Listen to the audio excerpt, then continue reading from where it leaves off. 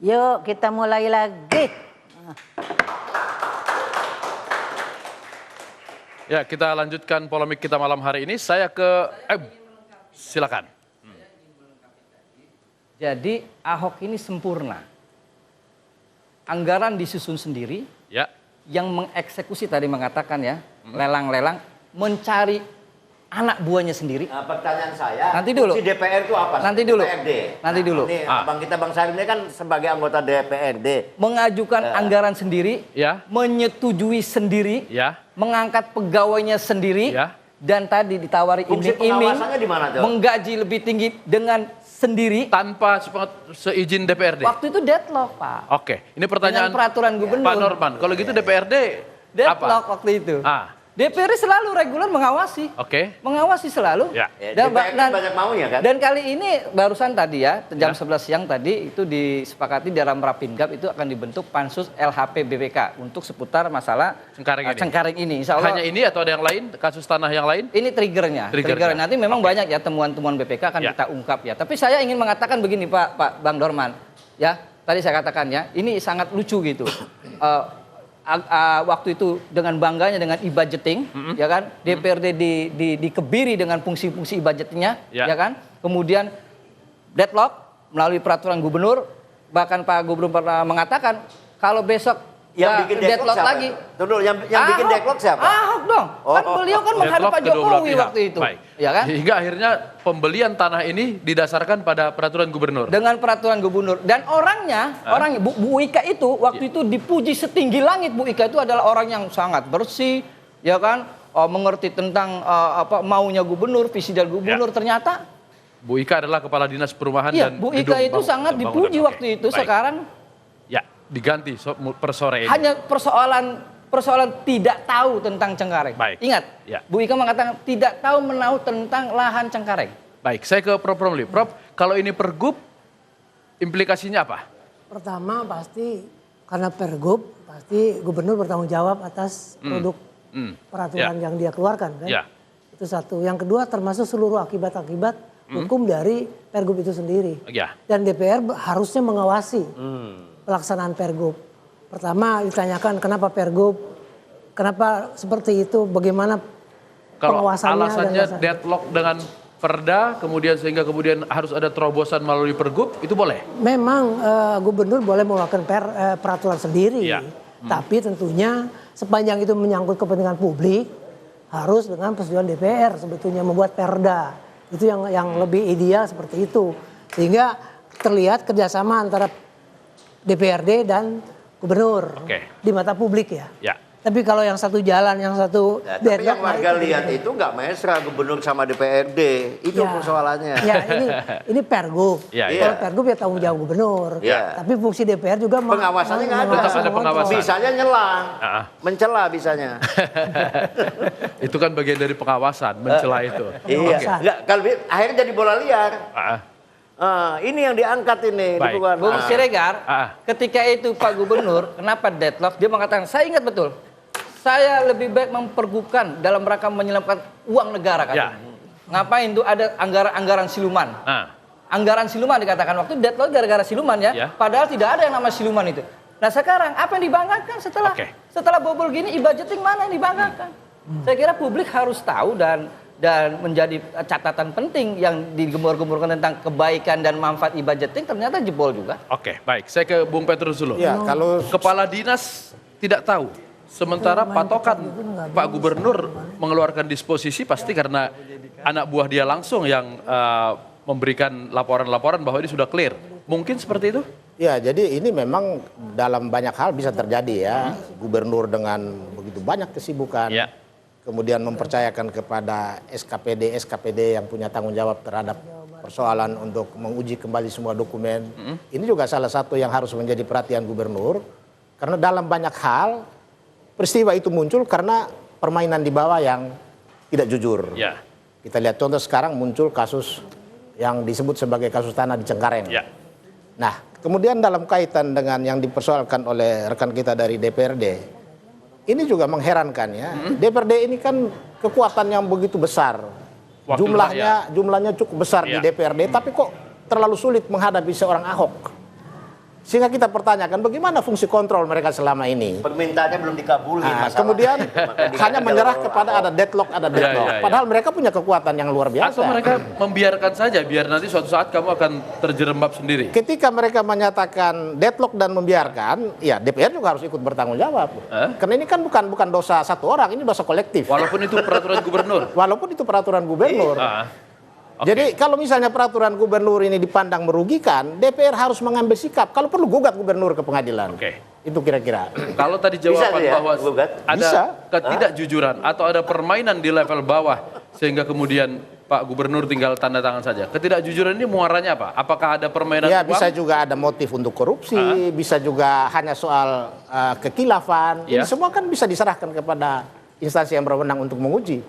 Bisa ke KPK, bisa ke Polri, bisa ke Kejaksaan. Tapi di sini DPR menjadi orang pertama yang bertanggung jawab. Ya. Pertanggungjawaban apa yang bisa diberikan oleh DPRD? Kalau Bapak tahu kronologi bagaimana deadlock, sesungguhnya waktu itu ada mediasi terakhir di prakarsa Pak JK waktu itu. Keluar dari ruang Pak JK, Pak Ahok mengatakan, ya udah tetap pergub. Yang mau pergub itu Pak Ahok bukan kita. Nah, ketika itu pergub, kewenangan atau hak mengawasi hilang atau tidak? Tetap mengawasi mengawasi tetap jalan. Cuma dalam konteks misalnya dalam tata kenegaraan, ini kita tidak punya tanggung jawab. Tanggung jawabnya adalah pengawasan secara reguler, tidak secara item-item tentang anggaran yang kita susun dan kita bahas bersama. Ahok mengganti kepala dinas yang pernah dipuji-puji. Sekarang kemudian meminta pertanggungjawaban DPRD. Kenapa ketika bermasalah kemudian harus mencari-cari ke sana kemari? Inilah. Jadi Ahok ini dihadapin oleh pertama di enter yang di dalam. Di dalam ini kan kroni jeleknya itu udah terlalu jauh. Sikap mentalnya itu udah jelek sekali. Bobrok di Pemda DKI itu. Satu. Dulu itu masih ada grup Kuningan, ya ingat tuh. Grup Batak yang bisa pegang DKI. Itu masih ingat. Grup Kuningan, grup Batak, terus grup Bima. Inilah nih, ini. Ini orang-orang ini juga masih ada di persoalannya. Jadi sampai sekarang grup-grup itu masih eksis. Inilah yang mau dikikis, sikap mental seperti ini, profesional saja. Nah kata Ahok, udahlah kita lelang aja jabatan itu. Nah ini pejabat ini sudah hasil lelang, kenapa masih bobol juga? Pejabat-pejabat ini kroni juga nih, ada grup-grup kan, ada grup lapangan golf, ada grup titipan dari DPRD. Ya kita jujur aja lah. Tapi ketika memilih kemarin kan Pak Ahok tidak dicampuri oleh orang lain, memilih sendiri. Memilih bagaimana maksudnya? Memilih kepala dinas, dia memilih sendiri. Kan berulang kali ini pergantian. Inilah yang saya katakan tadi, ada masukan, pura-pura baik, tapi nusuk dari belakang. Ini kriteria ini yang nongol. Ada juga yang nongol juga, asal jangan Ahok. Ya kan, jangan gubernurnya Ahok, karena nggak bisa korupsi lagi. Itu persoalannya. Satu lagi, yang mensyukuri karena gajinya naik, tahu kepala dinas itu 80 juta gajinya minimal. Tapi tetap kemudian karyanya seperti ini. Ada satu kasus tidak tahu. Makanya saya bilang ganti itu semua. Saya berapa kali ngomong di TV. Ini ada 70.000 PNS itu banyak yang potensial, ya kan? Ganti aja itu. DPR itu kalau nggak mesra udah jalan aja terus. DPR dari awal Pak Ahok jadi gubernur itu sudah nggak mesra, diganjel-ganjel terus. Ya saya ke Prof. Romli. Prof, ini kepala dinas nggak becus, PNS nggak becus, DPRD nggak ngawasin. Kalau ada kerugian negara dalam kasus ini, siapa yang bertanggung jawab? Saya nggak jawab itulah.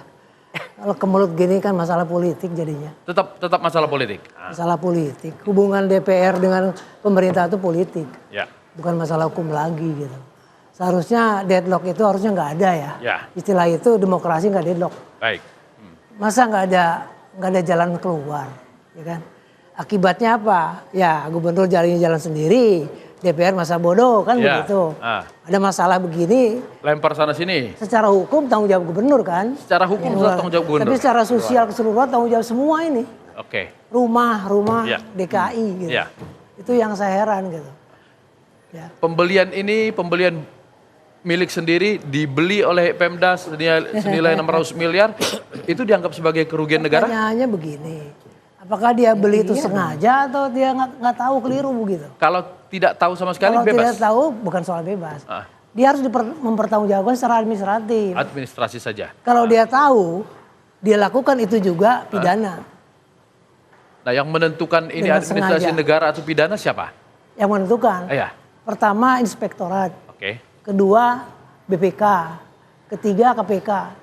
BPK boleh melakukan audit Kerugian investigatif negara, kerugian negara bisa. secara inisiatif mereka atau menunggu permintaan seperti halnya sumber waras BPK minta itu dari KPK? melakukan audit yang biasa. Sekarang yang terjadi Ya, audit biasa. setelah ada temuan, Oke. berundang-undang BPK wajib melaporkan pada pihak yang berwajib. Oke. Pidana. Kalau sudah ada temuan pidana kerugian negara, maka pihak yang diberitahu wajib menindaklanjuti. Oke. Itu sepertinya. Nah. Itu urutan-urutannya. Kalau Prof mengusulkan nanti audit investigatif yang dilakukan oleh BPK ini diserahkan kepada APH yang mana? Kejaksaan, polisi atau KPK? Nanti BPK akan melihat. Biasanya BPK akan biasanya ya. Ya. Tergantung juga kalau diberi BPK biasanya ke kejaksaan atau ke KPK. Oke. Ya, tergantung nanti. Ya seperti itu. Saya kira BPK juga harus bisa menyampaikan ini bukan pada KPK, pada kejaksaan aja. Kenapa? Kan kemarin sudah kepada KPK. KPK bilang Tidak ada niat jahat. tidak ada niat jahat, tidak ada kerugian, malah dianulir ke bahasa saya dianulir ini perhitungan BPK. Coba kasihkan kejaksaan. Bisa nggak? Masa semua lembaga negara menganulir? Ya. Ya kan? Undang-undang kan BPK, Oke. kompetensi BPK, Ya. nggak ada yang lain kan begitu. Baik. Kira harusnya seperti itu. Oke. Ya, Cek, kita tutup lagi. Cepet amat. Iya, nggak terasa. Baik, komentar dari Cepopong sekarang pendek saja. Orang lain udah ke bulan, kita masih bergelimang di tanah. Ya. Kena kenyang, rakus.